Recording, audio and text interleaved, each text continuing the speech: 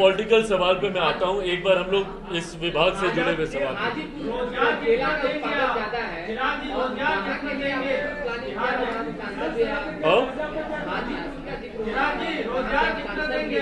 केला का उत्पादन वहाँ ज्यादा है, कुछ बेहतर हो सके, भाई बिल्कुल इसको लेकर चर्चा चल रही है। और जैसा मैंने कहा कि मेरे लिए ये विषय आज से ही नहीं, और बल्कि मैं कहूँ तो मुझे लगता है कि शायद मैंने इतना इस बात को मैनिफेस्ट कर लिया था। मैंने हमेशा चुनाव प्रचार के दौरान भी आप लोगों ने सुना होगा, और मैंने बिहारी फर्स्ट के माध्यम से लगातार फूड प्रोसेसिंग का ही मैंने जिक्र किया। तो मुझे लगता है कि मैंने इतना मैनिफेस्ट कर लिया कि अंतोगत्वा मेरे प्रधानमंत्री जी के द्वारा मुझे इसी विभाग की जिम्मेदारी दी गई, जिसका आपने जिक्र किया। अलग अलग क्षेत्र में अलग अलग उत्पादनों को मद्देनजर रखते हुए कैसे प्रोसेसिंग इंडस्ट्रीज वहाँ पे लाई जा सके, जो एग्जिस्टिंग है उसको कैसे और बढ़ावा दिया जा सके, इसी दिशा में हम लोग कार्य कर रहे हैं। हमारे साथी ने पूछा कि कितने रोजगार हम लोग देंगे। भाई मैं संख्या में अपने आप को मैं कतई नहीं बांधूंगा, बट हाँ ये एक ऐसा विभाग है जिसके माध्यम से रोजगार के कई अवसर उत्पन्न किए जा सकते हैं। इसके माध्यम से जॉब अपॉर्चुनिटीज हम लोग क्रिएट कर सकते हैं, जिस दिशा में मैं और मेरा मंत्रालय पूरी गंभीरता से कार्य कर रहा है। चिराग जी, बिहार में इतना अनाज जो है नष्ट हो रहा है, कल आपने संसद में भी कहा कि पूरा खा सकता है, तो क्या आपकी प्लानिंग है कि बिहार के किसानों का अनाज वो नुकसान नहीं हो? नहीं बिल्कुल, ये यहाँ वेयर हाउस जैसा आप कुछ बनाए? बिल्कुल, सिर्फ बिहार के ही किसान नहीं, ये देश भर में।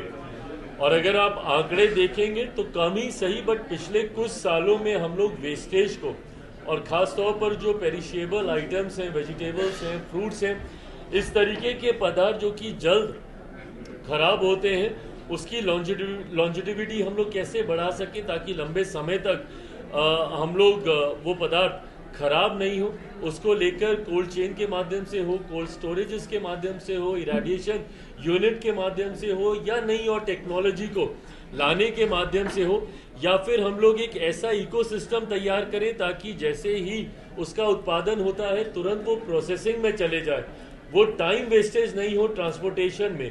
इन तमाम अलग अलग दिशाओं में हम लोग काम कर रहे हैं। काफ़ी हद तक हम लोग इसमें कमी ला पाए हैं, बट और इसको कैसे पूरी तरीके से नियंत्रित करें उसके लिए भी विभाग कार्य कर रहा है। हम लोगों ने वर्ल्ड फूड इंडिया की शुरुआत की, पर बीच के कुछ साल पेंडेमिक की वजह से, कोविड की वजह से हम लोग इसको निरंतरता में चला नहीं पाए। पर पिछले साल से पुनः हम लोगों ने इसकी शुरुआत की है, और इस उद्देश्य के साथ कि हर साल इस इनिशिएटिव को भारत में किया जाए ताकि विदेशों से भी जो लोग आए, ना सिर्फ वो अपनी टेक्नोलॉजी का प्रदर्शन भारत में कर सकें, बल्कि भारत के जो यंग स्टार्टअप्स हैं या जो ऐसी टेक्नोलॉजीज हैं उसको भी एक इंटरनेशनल मार्केट मिले अपनी चीज़ों को प्रदर्शित करने को लेकर। इस उद्देश्य के साथ हम लोग आगामी 19 तारीख से लेकर 22 तारीख तक वर्ल्ड फूड इंडिया का हम लोग आयोजन करने जा रहे हैं, जिसमें कई राज्यों के का प्रतिनिधित्व इसमें होगा, कई मिनिस्ट्रीज का इंटर मिनिस्ट्रियल इंटरैक्शन भी है इसमें, जहाँ पे अलग अलग मिनिस्ट्रीज भी अपनी चीज़ों को फूड से जुड़ी हुई कैसे उसको इनकॉर्पोरेट किया जा सकता है उसको भी वो लोग वहाँ पर प्रदर्शित करने का वो लोग कार्य करेंगे। कई देशों के प्रतिनिधि मंडल भी इसमें एक अहम भूमिका निभाने का काम करेंगे। तो एक ऐसा प्लेटफॉर्म जहाँ पे गांव के एक युवा का स्टार्टअप हो या इंटरनेशनल टेक्नोलॉजी हो, ये तमाम चीज़ें जब एक प्लेटफॉर्म पे आएंगी तो इससे बिजनेस को भी बढ़ावा मिलेगा। B2B हो या B2G हो या G2G हो, कई MOUs पिछली बार भी हम लोगों ने देखे जो ना सिर्फ साइन हुए बल्कि धरातल पर भी वो उतरे हैं। इस बार भी हम लोग उम्मीद करते हैं कि कई ऐसे बिजनेस इंट्रैक्शंस होंगे, कई ऐसे नए MOUs साइन होंगे और कई नए एवेन्यूज इसके माध्यम से हम लोग खोलने का अवसर हम लोग को मिलेगा। तो आज इन तमाम बातों को लेकर आज ये बैठक थी, और मैं उम्मीद करता हूँ कि इसमें जितने साथियों ने इसमें शिरकत किया वो आने वाले दिनों में वर्ल्ड फूड इंडिया में भी वो लोग आएंगे। कई ऐसे बिहार के यंग स्टार्टअप्स हैं जिन्होंने समय समय पर अपने स्टार्टअप को लेकर जानकारी मेरे संज्ञान में दी, उनको भी हम लोग वर्ल्ड फूड इंडिया में आने वाले दिनों में हम लोग देखेंगे। तो इस उम्मीद के साथ कि एक successful edition, third edition world food India का हम लोग करने जा रहे हैं, उसको कैसे सक्सेसफुल किया जा सके, उसको कैसे और भव्य और बड़ा, ज़्यादा से ज़्यादा लोगों को कैसे समाहित किया जा सके, इसको लेकर अलग अलग राज्यों में भी हम लोग ये कार्यक्रम आयोजित कर रहे हैं। इस तरीके के रोड शोज़ हम लोग आयोजित कर रहे हैं। महाराष्ट्र में भी हम लोगों ने किया। बिहार मेरे लिए विशेष मायने रखता है क्योंकि इसी राज्य से मैं आता हूँ। तो आज हम लोगों ने बिहार में भी इस कार्यक्रम को आयोजित किया। अब इसके अलावा आप लोग यूनिट्स का जिक्र कर रहा हूँ तो मैं बड़े उद्योगों का ही जिक्र नहीं कर रहा हूँ, मैं उन छोटे उद्यमियों का भी जिक्र कर रहा हूँ जिन्होंने छोटे स्तर पर ही सही पर एक अपनी पहचान बनाकर जॉब सीकर से जॉब गिवर्स की भूमिका में वो लोग आए हैं। भले वो स्मॉल एसएचजीज हों या माइक्रो एंटरप्राइजेस हों, और बड़े उद्योग तो हैं ही इसमें जिन्होंने अपना योगदान देने का काम किया। ऐसे में आने वाले दिनों में बड़ी सोच के साथ हम लोग बिहार में प्रोसेसिंग यूनिट्स को बढ़ावा देने के लिए हम लोग कार्य कर रहे हैं, जिसका जिक्र आने वाले दिनों में और प्रमुखता से मैं आपके साथ करूंगा। पर उस दिशा में जो बाधाएं हैं, जो अड़चने हैं, उसको कैसे हम लोग दूर कर सके, उस उद्देश्य के साथ आज इस बैठक को हम लोगों ने आयोजित किया, जहां पे ऐसे लोगों को हम लोगों ने अपनी बातों को रखने का मौका दिया जो इस उद्योग के साथ लंबे समय से जुड़े हुए हैं। इस उद्योग को बढ़ावा देने के लिए उनके सुझावों को भी हम लोगों ने सुना। तो वहीं ओपन हाउस के माध्यम से चर्चा उन लोगों के साथ भी हम लोगों ने की जिन्होंने व्यक्तिगत तौर पर संभवतः अपने घर परिवार की मदद से अलग अलग फूड प्रोसेसिंग इंडस्ट्रीज की स्कीम का लाभ लेते हुए अपने आप को स्थापित करने का प्रयास किया। आज इस बैठक के माध्यम से हम लोगों ने वर्ल्ड फूड इंडिया, जो मेरे मंत्रालय से जुड़ी हुई एक ऐसा इनिशिएटिव है जो न सिर्फ राष्ट्रीय स्तर पर बल्कि अंतर्राष्ट्रीय स्तर पर भी फूड प्रोसेसिंग इंडस्ट्री से जुड़े हुए लोगों को एक प्लेटफॉर्म पे लाने का प्रयास करता है। एक अम्ब्रेला के नीचे, एक छत के नीचे ये तमाम लोग कैसे एक साथ आकर एक दूसरे के साथ इंटरैक्ट कर अपनी योजनाओं का आदान प्रदान कर सके, ये वर्ल्ड फूड इंडिया वो प्लेटफॉर्म प्रोवाइड करता है। नीतीश कुमार लिए हैं और चाहते थे कि इंडस्ट्री लगे, लेकिन बिहार में अभी तक जो एक स्ट्रॉन्ग पोजीशन में इंडस्ट्री लगना चाहिए, आपने कहा था फर्स्ट बिहार जाहिर तौर पर ये इनिशिएट आपका है, लेकिन आपको क्या लगता है कौन सी ऐसी अड़चने हैं जिसमें यहाँ पर इंडस्ट्रीज फोकस नहीं हो पा रही? देखिए, इसी को लेकर आज हम लोगों ने चर्चा की है कि कहाँ पे दिक्कतें आ रही हैं, ताकि केंद्र सरकार और राज्य सरकार मिलकर हम लोग उन बाधाओं को दूर कर सकें। ऐसे में एक सबसे ज़्यादा कॉमन जो दिक्कत हम लोग को अक्सर देखने को मिलती है वो है चेंज इन लैंड यूज़ को लेकर होती है। कई राज्यों में रिफॉर्म्स ऐसे होते हैं, लैंड लॉज ऐसे होते हैं कि आसानी से ज़मीन नहीं मिल पाती है। कई राज्यों में एनओसीज मिलने को लेकर भी, क्लियरेंसेस मिलने को लेकर भी दिक्कतें आती हैं। इन तमाम बाधाओं को कैसे दूर किया जा सके, उसी उद्देश्य के साथ हम लोग इन बैठकों को आयोजित कर रहे हैं। इससे जो भी फीडबैक मिलेगा, भारत का संघीय ढांचा है और हम लोग केंद्र सरकार राज्य सरकार मिलकर ही, बल्कि हम लोग की कुछ ऐसी स्कीम्स हैं जिसमें केंद्र सरकार और राज्य सरकार दोनों का अपना योगदान है, पीएमएफएमई के माध्यम से दोनों का अपना कंट्रीब्यूशन है। तो ऐसे में इन तमाम जानकारियों को लेकर जो भी समस्या है उसको राज्य सरकार के साथ मिलकर उसको जल्द दूर किया जा सकेगा, ताकि आने वाले दिनों में इस उद्योग को ज़्यादा बढ़ावा हम लोग अपने राज्य में दे सकें। Ministry of food processing industries के द्वारा आज हम लोगों ने मंत्रालय और फूड प्रोसेसिंग इंडस्ट्री से जुड़े हुए लोगों के साथ चर्चा की। इस चर्चा का उद्देश्य, इस बैठक का उद्देश्य इंडस्ट्री और मिनिस्ट्री के बीच की दूरी को मिटाना है। जो कठिनाइयां, जो परेशानियां फूड प्रोसेसिंग इंडस्ट्री से जुड़े हुए लोगों को आती हैं, उसको कैसे दूर किया जाए, उसको कैसे कम किया जाए, इस उद्देश्य के साथ आज ये बैठक हम लोगों ने आयोजित की। भारत एक कृषि प्रधान देश है और बिहार जैसा राज्य, जिस राज्य से मैं खुद आता हूं, एक कृषि प्रधान राज्य है। ऐसे में फूड प्रोसेसिंग का एक बड़ा महत्व है। बिहार जैसे राज्य को विकसित राज्य बनाने की दिशा में आगे लेकर जाने के लिए जब मुझे मेरे प्रधानमंत्री आदरणीय नरेंद्र मोदी जी के द्वारा इस विभाग की जिम्मेदारी नहीं भी दी गई थी, तब भी मैंने बिहार फर्स्ट, बिहारी फर्स्ट के माध्यम से अक्सर इस बात का जिक्र किया था कि कैसे फूड प्रोसेसिंग यूनिट के माध्यम से, फूड प्रोसेसिंग इंडस्ट्रीज के माध्यम से कैसे हम लोग अपने प्रदेश को विकास की गति दे सकते हैं। अगर हमारे राज्य में अलग अलग जगह पे प्रोसेसिंग यूनिट्स खुलते हैं तो न सिर्फ हमारे किसानों को इससे आर्थिक लाभ होगा, बल्कि हमारे राज्य का राजस्व भी बढ़ेगा और हमारे प्रदेश के युवाओं को रोजगार के अवसर भी मिलेंगे। भाई, इसको लेकर अभी एक फाइनल चर्चा अभी चली रही है। कई ऐसे प्रस्ताव हैं जो हम लोग के समक्ष आए हैं। मुझे लगता है एक बार उसको फाइनल कर लिया जाए तो जानकारी साझा की जाए।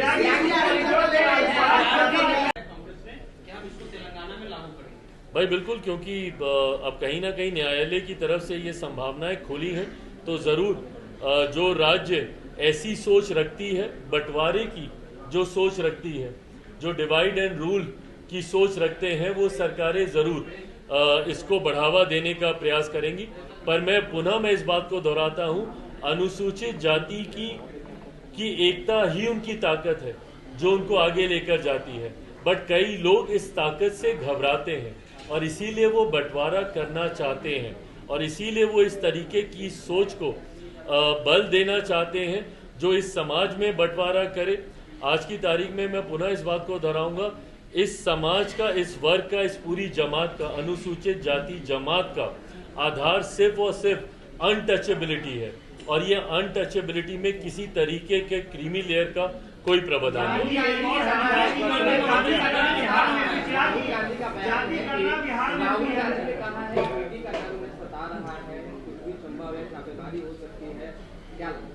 भाई अब ये उनकी अपनी सोच हो सकती है। अगर इस बात का, अगर राहुल जी को डर है, भाई जिस तरीके से उन्होंने इन बातों को रखा है, उन्हें इसको ऑथेंटिकेट भी करना चाहिए कि कौन ऐसे ईडी के अधिकारी थे जिन्होंने उनको फोन किया। Thank you.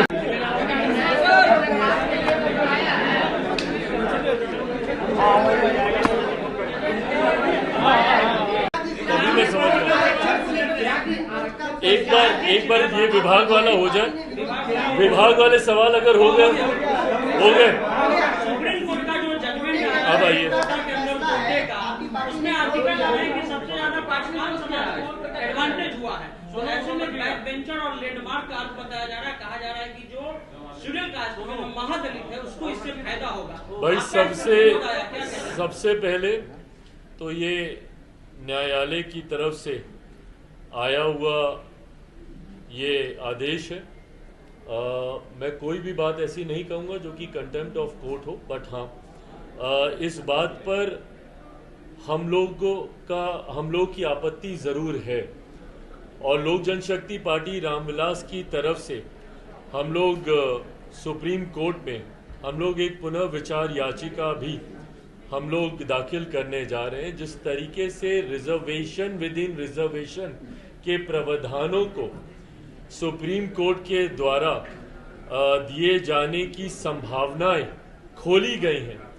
पहली बात तो जब अनुसूचित जाति की बात आती है, इस बात को मैं स्पष्ट कर दूं कि अनुसूचित जाति में ऐसी जातियां हैं, ऐसी कास्ट को शेड्यूल किया गया है संविधान में जिनका आधार अनटचेबिलिटी रहा है। शेड्यूल कास्ट का आधार कतई और कभी भी शैक्षणिक व्यवस्था नहीं रही, उनका आधार कभी भी आर्थिक नहीं रहा, इसका आधार हमेशा से अनटचेबिलिटी ही रहा है।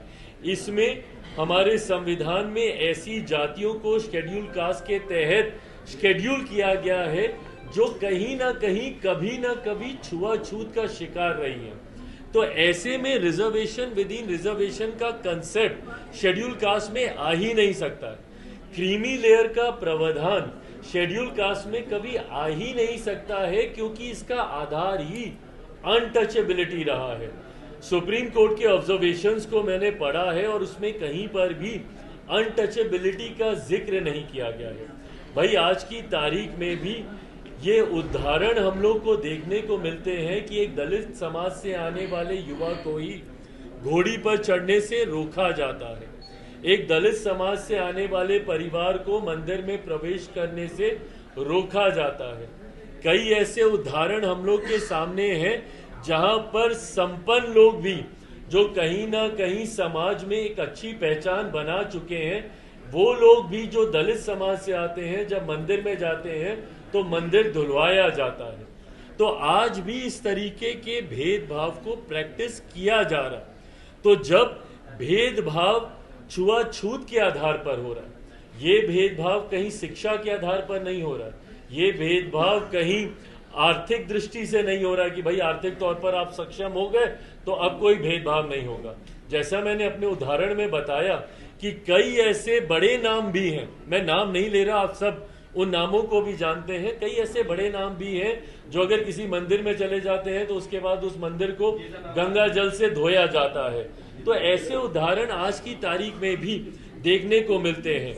तो जब ये उदाहरण है तो ये दर्शाते हैं कि ये जो भेदभाव हो रहा है ये आपकी आर्थिक दृष्टि पर नहीं हो रहा, या आप कितने कामयाब हो गए हैं अपने क्षेत्र में उसको लेकर नहीं हो रहा है। ये इसलिए हो रहा है क्योंकि आज भी छुआछूत को मानने वाले लोग हैं। और शेड्यूल कास्ट का जब मैंने जिक्र किया, इसमें उन्हीं जातियों को इसमें रखा गया है जो छुआछूत का शिकार कभी ना कभी कहीं ना कहीं समय के किसी दौर पर रही हैं।